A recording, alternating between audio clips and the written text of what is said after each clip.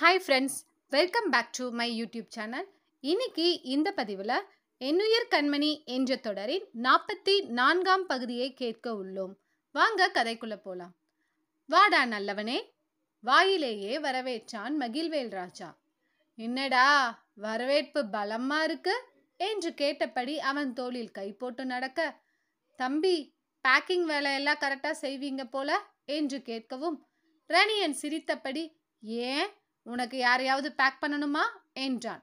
அதான் பண்ணிட்டியே கேடி, நானே செய்யலான்னு இருந்த, நீ பண்ணிட்ட என்றவன், உனக்கு குட் நியூஸ் சொல்லதான் வெயிட் பண்ற என்றான். என்ன அருவிக்கு ட்ரிப்ளெட்ஸா என கிண்டல் செய்ய, டேய் என சத்தமாய் சிரித்தான் மகிழன்.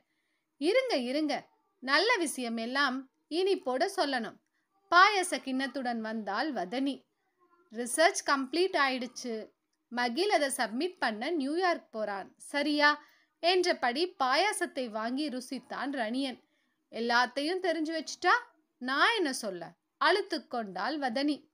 சாப்பாடு எப்போ ரெடி ஆகும்னு சொல்லு என்றவன், ஹாப்பிடா என மனதார வாழ்த்து தெரிவித்தான். எப்போ கிளம்பணும்?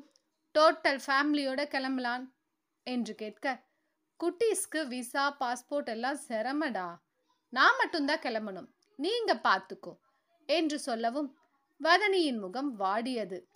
ட்ரை பண்ணுவோம், அப்புறம் கிடைக்கலனா பார்த்துப்போம் என்ன பிரகி என சமாதானம் செய்ய, என்று பலமாய் தலையாட்டினாள் பிரகா. நாகலட்சுமி விருந்து படைத்திருந்தார் மகிழ்ச்சியாக. அருவி கணவனை ஆசையுடன் பார்த்திருந்தாள். என்ன என்று விழிகளால் வினவியவன் மகிழனோடு பேச துவங்கிவிட்டான். நால்வருமாய் உணவை முடித்துக்கொண்டு அறைக்குள் செல்ல, சுசீந்திரன் மரகத நாயகி இருவரும் தங்களது அறைக்கு சென்று விட்டனர். என்னவா கண்ணிலேயே கதகளி ஆடுற? இயலை இயல்பாய் தூக்கி மடியில் வைத்துக்கொண்டு கேட்க, இல்ல நீ ஏன் இவ்வளவு நல்லவனா இருக்கேன்னு பார்த்தேன் என்றாள் நம்மட்டு சிரிப்புடன். நான் நல்லவனா? அடேங்கப்பா, பாராட்டு பலமா இருக்கே. மேல சொல்லு என்றவனின் கன்னத்தில் முத்தம் வைத்தாள்.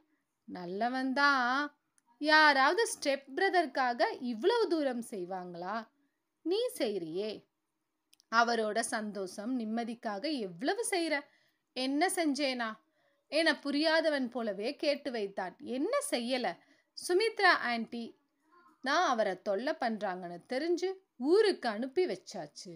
அவர் சொத்துக்களை தரப்போறார்னு தெரிஞ்சு அதை சேவ் பண்ணி தந்தாச்சு.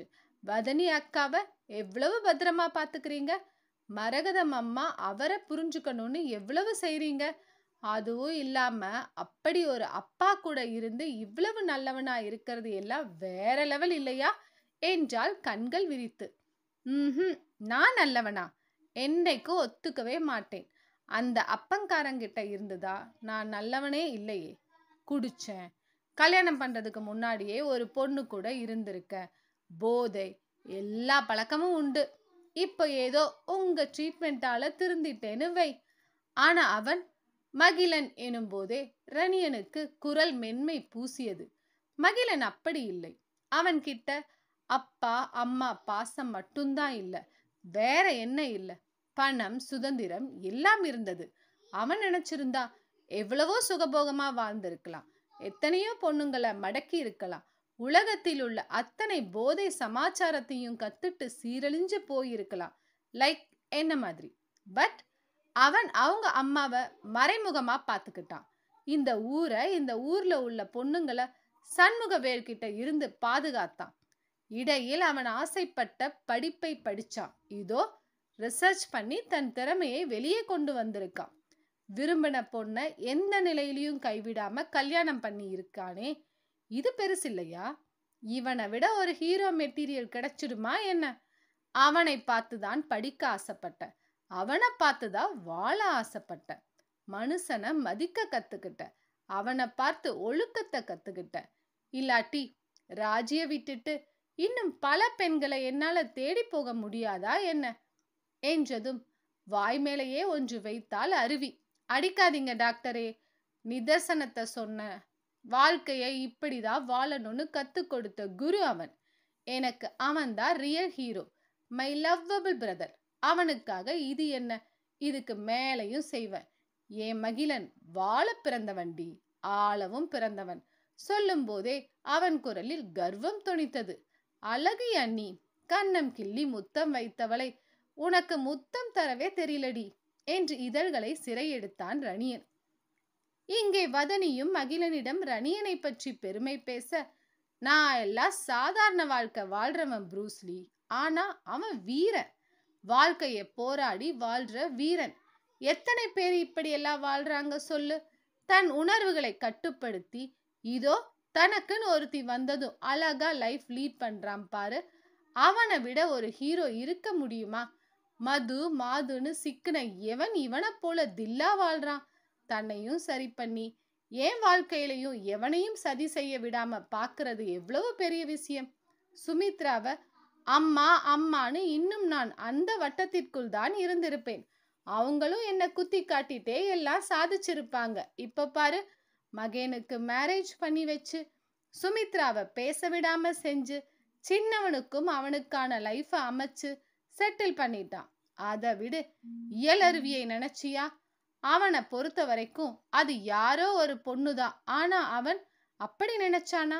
தன்னோட பெட் ஷேர் பண்ணவளோட தங்கச்சிக்காக கொலை பண்ற அளவுக்கு போயிருக்கான்.